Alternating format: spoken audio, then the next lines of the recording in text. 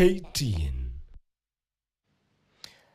Now, we revisit a petroleum saga that has gripped the nation and left Kenyans demanding answers. 3 senior officials arrested on the night of Good Friday, held for 2 days at the DCI headquarters and later released on police bond. Yet 10 days later, no charges have been pressed, no court appearances made, and no clarity offered. The Office of the Director of Public Prosecution says it has not received the inquiry file from the DCI, while the Energy Cabinet Secretary himself admits he does not know why his own officials were arrested or why they resigned. Tonight, we ask the hard questions about accountability, transparency, and the silence that continues to surround this case. KTN's Vera Mora with the details. 3 or so officers have resigned, as asked by Honorable Barongo. I cannot say. Yes, because I do not know why they resigned. The Energy Cabinet Secretary Opiyo Wandayi, the very custodian of Kenya's petroleum sector, openly admitted he does not know why his own officials were arrested. Well, dear Opiyo Wandayi, on the night of Good Friday, these top officials, Petroleum Principal Secretary Mohamed Liban, EPRA Director General Daniel Kipto, and Kenya Pipeline Company Managing Director Joe Sang were arrested in connection with the petroleum saga.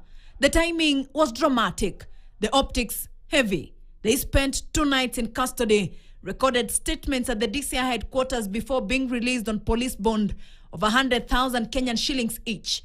By Monday morning, the trio had resigned from their positions. This arrest was supposed to mark the beginning of justice, but 10 days later, none of the officials have been arraigned in court. What should have been the beginning of accountability has instead left Kenyans with more questions than answers. When KTN sought clarity from the Office of the Director of Public Prosecution, or DPP, the response was blunt.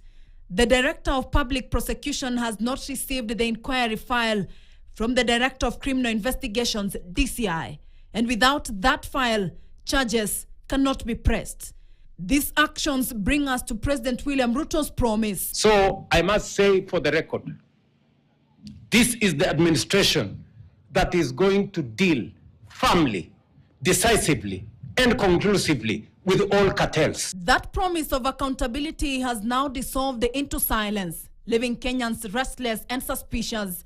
Has the DCI failed to conclude its mandate? How far have the investigations truly gone? Or was this entire episode a political smokescreen? The plot thickened Monday when Energy Cabinet Secretary Opiyo Wandayi appeared before a parliamentary committee, admitted he does not know why the officials under his docket were arrested or why they resigned. What I know is that investigations are going on, and resignation is a voluntary thing. Again, I must qualify that. When you resign, you can have your reasons, and you are free to state them or not to state them. His words painted a troubling picture.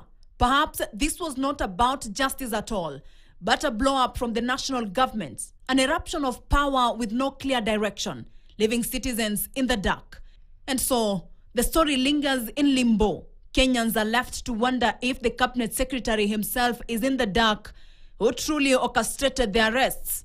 Meanwhile, Kenyans are grappling with fuel shortage across the country. The petroleum saga is no longer just about oil, it is about trust, governance, and the unsettling possibility that justice may have been sidelined. Vera Mora, KTN. To the health sector now. A labor crisis has